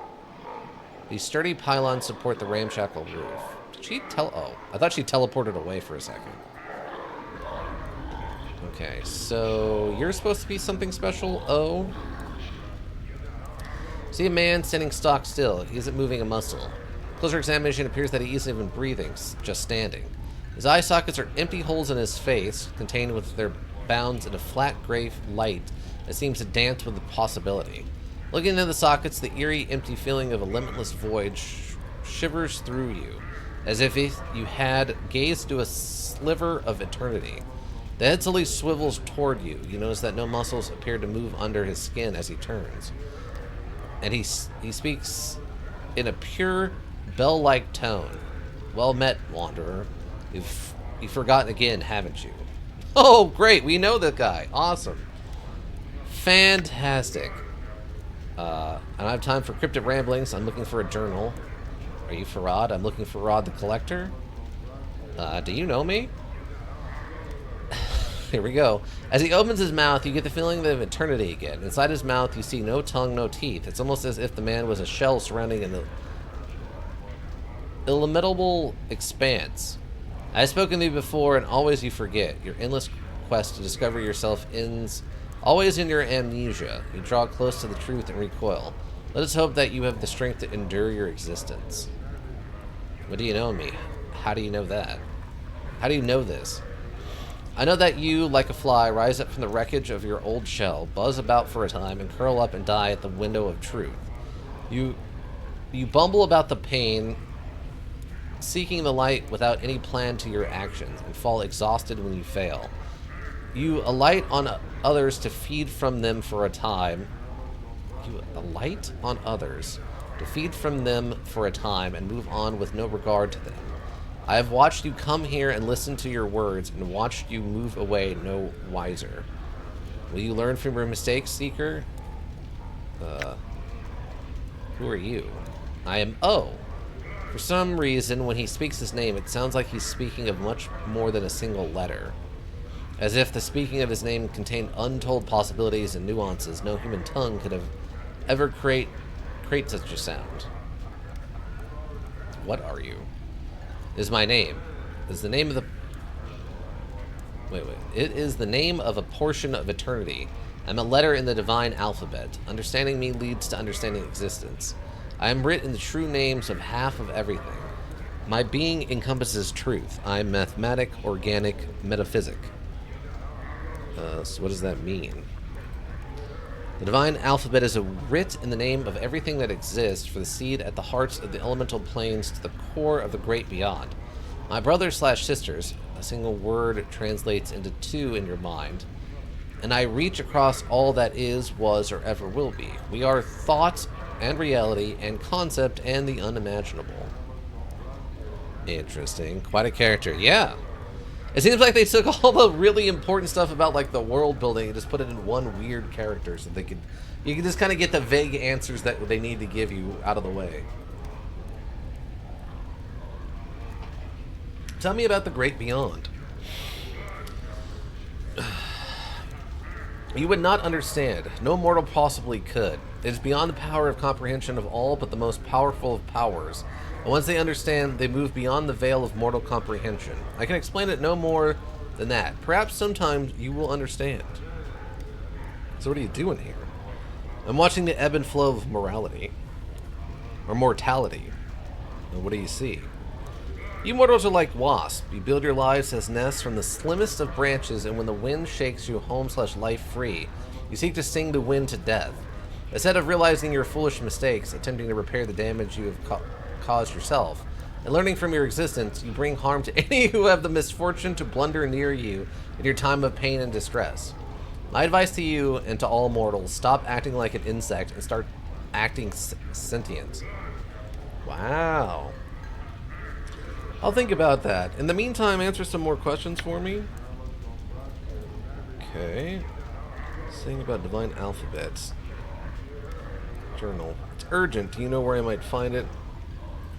Do you know anything about my journal if you know the world or of all existence? I know where you can find it, but it is not my place to reveal such information. Rest assured you will find it, as well as the man you seek. Come on! Oh, yes, of course I know where it is, but I won't tell you. I can't ruin a good story. Oh, man. Is O, like, secretly, like, the name of one of the people, like the head writer or something? Is that part of the joke? Do you know where Farad is? What do you know of that? My thanks, I suppose perhaps consider a different question. Do you know where Farad is? I know where he is. I can give you only one word. Nearby. You will find him in the hive under a veil of secrecy. That's all the answers seem to be under as well. Give me an answer to another question. Okay, patron of the tavern. Okay, what do you know about the tavern people? The patrons of this place are varied, yet all are mortal. Like all immortals, their concerns are limited, with the potential of blossoming into actual truth. I can tell you this, though. You may find a companion dear to your heart here. At least as dear as your heart will allow.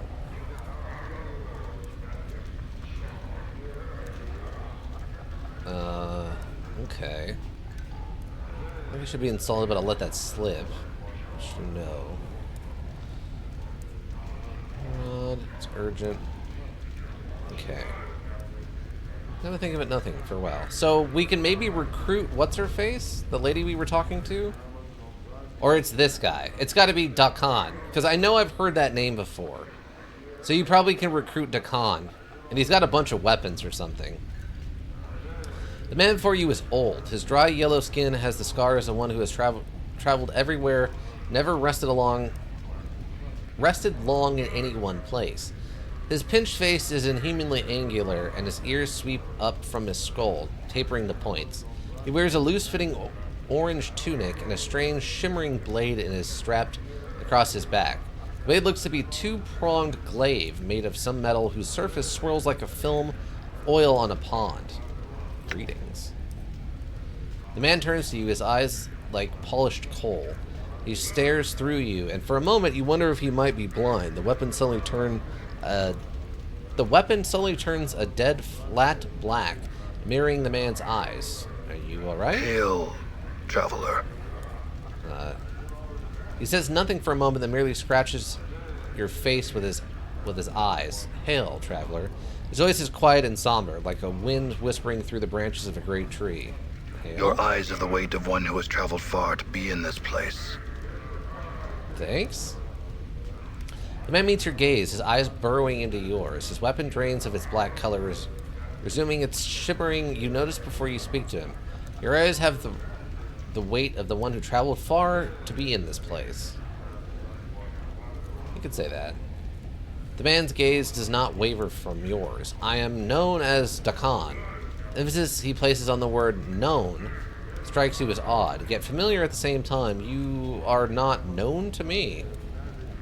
I do not know myself. I'm a visitor to this city. I do not know myself. That is for the best. In knowing yourself, there would be little in the plains left worth knowing. Falls silent for a moment, still studying you with his coal-black eyes. I would know why you have come to the city. I'm looking for answers. I have many questions. Speak your questions. I will answer you. Creatures are unfamiliar to me. What are you? Can you tell me about this city? It's a place of special emphasis on knowing. Do you have a man named Farad? Show more. Lost journal. Okay. What's that blade you have? It is a Karash blade. It's an object that lets others know the rank of the wielder. Karash. What does that mean? Khan fell silent for a moment as if searching for the correct words. In your tongue, the closest translation is chaos matter. The people may shape it with their thoughts. Okay, the people? Gazari. What's a Gazari? Gazari is one of the people. One of the people? The Gazari. Yes, but what are the Gazari exactly? Thank you for your explanation. But silent for a moment, then he speaks. Our history does not need to be made known to you. We who bleed to death on time's blade before I recited a fraction of the histories of our people. I need to know your histories, but I have known of people as they are now. I was silent for a moment. Know this and accept it as an answer.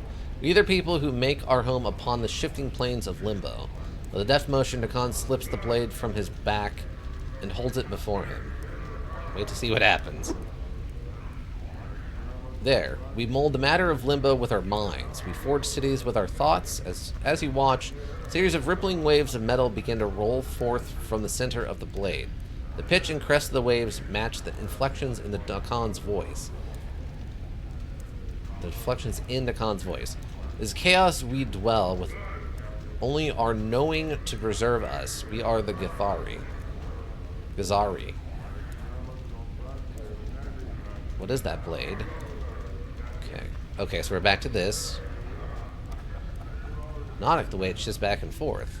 Silent for a moment, as if searching for the correct words. In your tongue, the closest translation is chaos matter. Okay. Shape it with your thoughts. Not shaped by heat, but by knowing oneself. It's a mirror that reflects the will of the wielder on the surface and in its edge. When one knows themselves, the blade is strong, harder and stronger than steel. When it was not know themselves, the blade is as water, formless and weak. Oh, okay. What rank does the blade signify?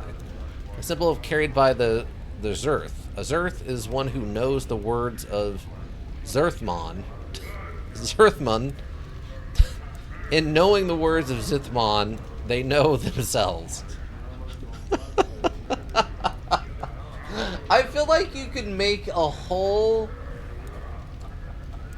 like, problem-solving mini module, like a 24-hour, like, module jam, out of just talking to a guy like this and trying to piece together what he's actually telling you using all these proper nouns and trying to, like, figure out how to translate that into, like, a knowable idea. Ugh. Okay, we're fine. It's fine. The blade is a symbol carried by, knowing Zithramoth? Zithramon founded our race. He knew the Zithari before they knew themselves. He defined the people. He gave them one mind. I have some other questions. So, knowing, what do you mean? What's that blade you have? Okay, Farad, something about me? Farad, I am told he knows something about me. That one is not known to me. Okay, some other questions. What about the city? It's known by the name Sigil. Among the people, it is known as the city that does not know itself. It doesn't know itself. What does that mean? The city exists, but it is not known itself. It's not knowing itself. Its existence is flawed. How is it flawed? Lurk car with Yug. Okay, lurk car driving and then Yug with... Okay. Gotcha. Enjoy your Yug. The city exists in opposition to itself. It has set itself apart from the plains, yet it seeks to be over everywhere at once. Its walls are doors, yet it keeps those doors locked. Such an existence tells of a thing that does not know itself. It's not knowing itself. It is flawed. You say the city is everywhere at once. What do you mean? The city itself is built from doors. These doors lead everywhere. Where are these doors? What did you say the city is flawed again? Where are these doors? They are everywhere. Dakan falls silent for a moment. He said that every bounded space within the city is a door that leads elsewhere. Okay, I don't understand. Imagine the door to the smoldering corpse bar. Remove the door.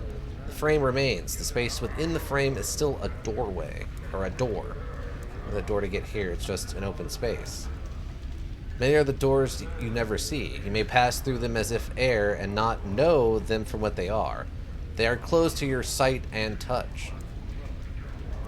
And these invisible doors are everywhere in Sigil? We've had this talk like 6 times now. It said every bounded space in Sigil is a door. It is not known for certain. Doors move, doors change, doors disappear. All are locked. Locked? Doors remain as air until you have the key that opens them. When you have the key, the doors will make themselves known to you. Do you know what the key is? Every door has a different key. Some keys are known, others are not known. What are these keys? Many keys that there are doors. There's always filling the metal. The keys can be flashing of 2 swords, drop of blood drawn from the tongue of a dying man. Maybe a past love or an angry curse hurled at the sky. The key and door match. The door reveals itself. It's like finding all the keys and doors can be difficult. Such a task has been attempted but never finished. As the city changes, the doors change. Nothing known remains known for long. Okay, thanks for the information. As you turn to leave, the man speaks sharply. The first time you have heard his tongue change since the conversation began. Hold. The man's voice levels out. The city is not known to you. I would travel your path with you. Oh, okay. Okay, if you really want. Your path is mine. Your path is mine. Strangely enough, his voice seems distant, and it echoes as if he was speaking from across a great distance. Very well, let's go. Alright, we got our first follower, a Gith Zonmith? Zonman? I was almost thinking we were going to end up taking her with us. Okay. That looks like it really hurts. Guess I can't talk. Oh, I can talk. Ignis. This crackling, billowing creature twists slowly above an iron grill upon the floor of the bar. May have once been human, but now its skin is charred beyond recognition. Streams of fire form a wraith around the creature's body, and the flames lick at the few remaining pockets of flesh, causing them to bubble and run like wax down the creature's skeletal frame. Jeez. Better start saving? Oh, if a companion dies, are they permadead? Well, no, because we have that spell that brings them back, right? What? Why? You've got me worried now, T12. Examine the smoldering... Oops, that's not what I wanted to do. The thing makes no response. It's withered slowly within the flame. It lives, but it does not seem aware of anything other than the fire that surrounds it. Its skin is flame, its heart is flame, and you know within some shadowed corner of your memory that this thing is dangerous? Examine the creature. The heat surrounding this creature is incredible. To your surprise, the iron grill the creature floats above has sagged and bent from the heat. At first, you thought the heat came from the grill, but now you realize it emanates from the creature. As you watch, the flecks of ash drift from the withering corpse and float slowly to the ceiling. Greetings. Okay, so all we can kind of do. Endure. Yeah? Interesting In that he doesn't enduring, have a grow health strong. bar. He has numbers. I hear your words. Oh, you got spells? Ring of Anger, Submerge of Will, Power of 1. Okay, so you have spells. What's in your inventory? Unbroken Circle, Lithermon, Whispering Flask. This gains holds a particular powder called Whispering Motes. It's translation of the Gith expression.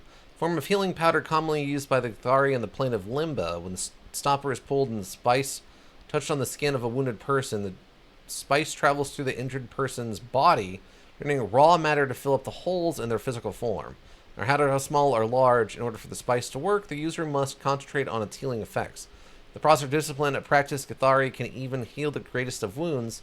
In addition to curative properties, is also the element in several of the rites of passage. It's believed that the spice also fills in the holes in the person's psyche, removing doubts and giving them focus and purpose. Wow, okay. The Zarth Blade. 2 to 7/9 slashing, special, +1 to armor class. Interesting. Thaco +1. I guess those are different. I guess that's the calculation to hit, though, so maybe that's what it is. So it's a +1 blade with +1 to armor also. Proficiency edged, unusable only by Dakan. Its home plane of Limbo. Solid matter is something of a rarity. Limbo itself is a suppy mess of elements. Through force of will can the Githari shape their elements into subtle matter. Something's called Karash is a material that can be shaped with a mind. Blade is composed of the substance. The mental discipline alone mentions the integrity of the blade. Shape it slightly depending on his skill, judging its length, sharpness at the edge. Presumably, as he gains levels, he may be able to manipulate the blade in new ways. It is not known whether all Githari Zerth carry such weapons. Certainly a weapon that depends on the integrity of the wielder, being entrusted only to those who had learned to discipline themselves. The blade appears to have special religious significance to Khan. Dakan has a wound. Dakan has... I guess that must be wound. Wound a series of parchments around the hilt of the blade. These appear to be mantras dedicated to the Zithermon. Interesting. And he's got his armor. Okay, great. Are you a spellcaster? What's your deal? Fighter slash mage. Okay, so he's both. Wow, look at these stats. Wow, 16, 16, 17 strength. Jeez, this guy is jacked. All right. For a mage, your intelligence and wisdom aren't really your highest scores. He's mostly a fighter with a little bit of magic training, I guess, then. Alignment. Lawful neutral. Okay. Yeah, that guy's got some crazy I shall stats. serve. Okay. Well, that happened. We have a new member of the party. He casts sword? Yeah, I guess so.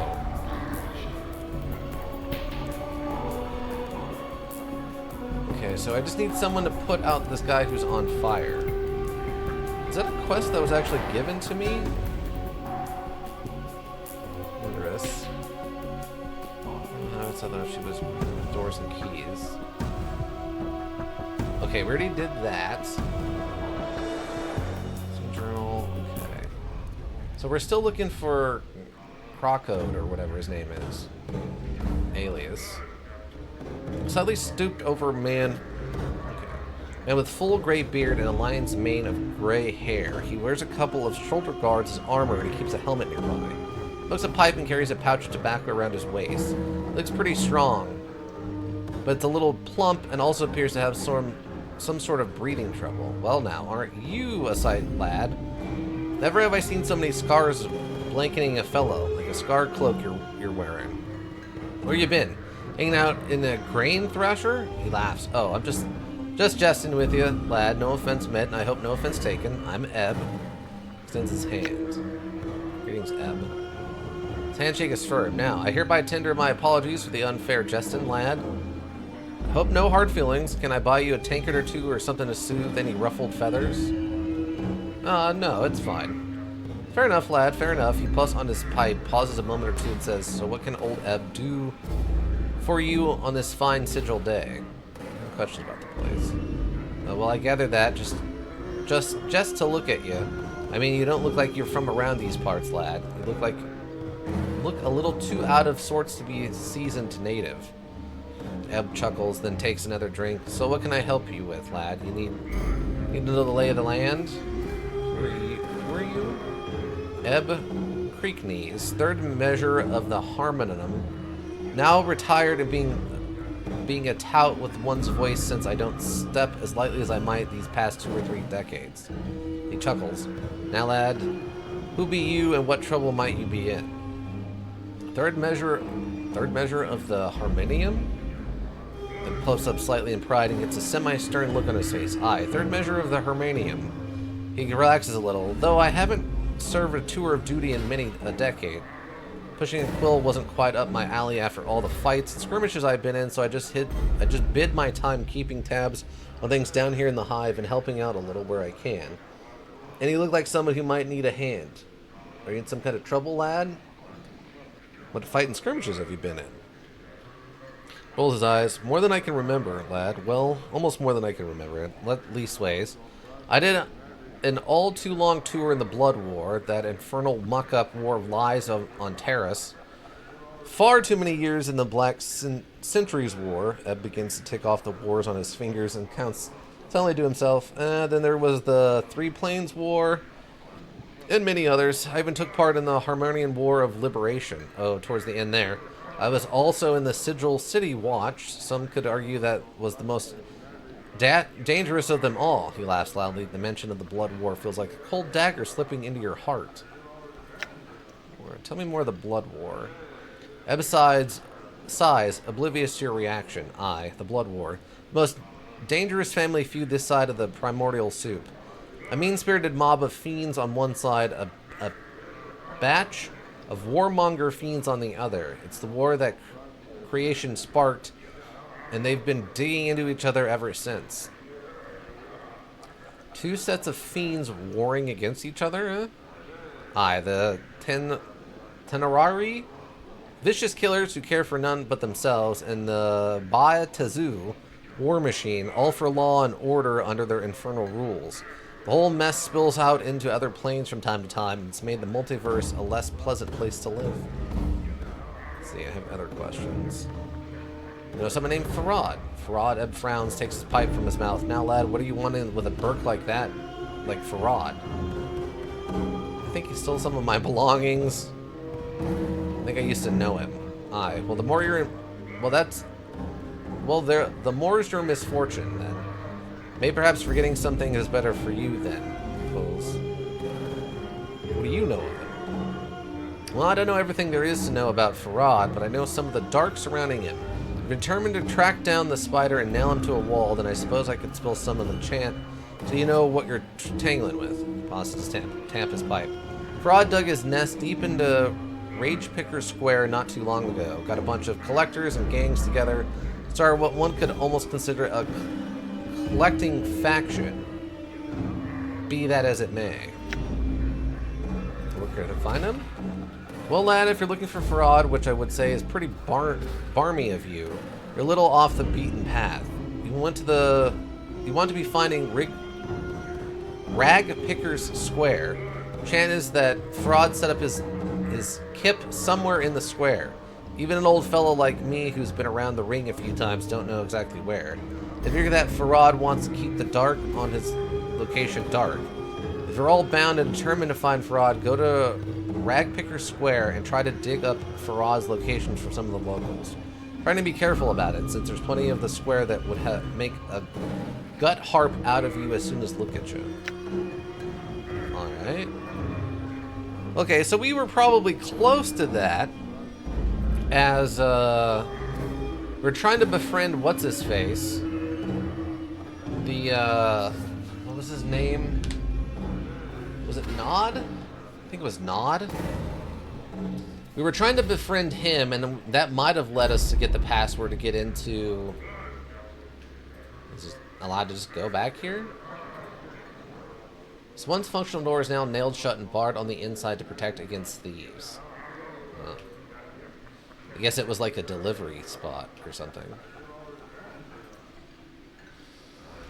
Okay, so...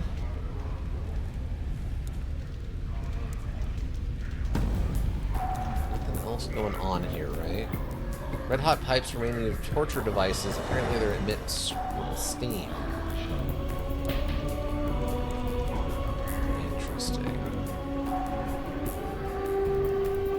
Well, this didn't tell me as much as I was kind of hoping. Oh, his health bar's back to a bar instead of numbers. Enemy sighted. Oh, all right. Hive thug. Oh, it's 3 hive thugs, you say. Okay, I guess we're fighting some hive thugs. Damn. Well, off to a good start.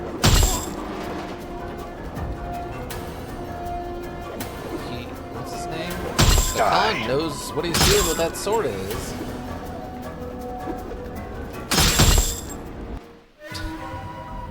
Now we get this part of the adventure where we get to just chase a bandit. What is going on back here? Okay, good work, Dakan. Bronze ring. I guess that guy just pulled out a weapon because the fight was going on nearby. Rat tail charm. And some common copper. Here, you can hold this stuff now. Scalpel, I still don't know. We'll just hang on to the scalpel in case it continues to be an item for fixing problems. He's on fire! You've got to see it to believe it! The burning man right here, right inside!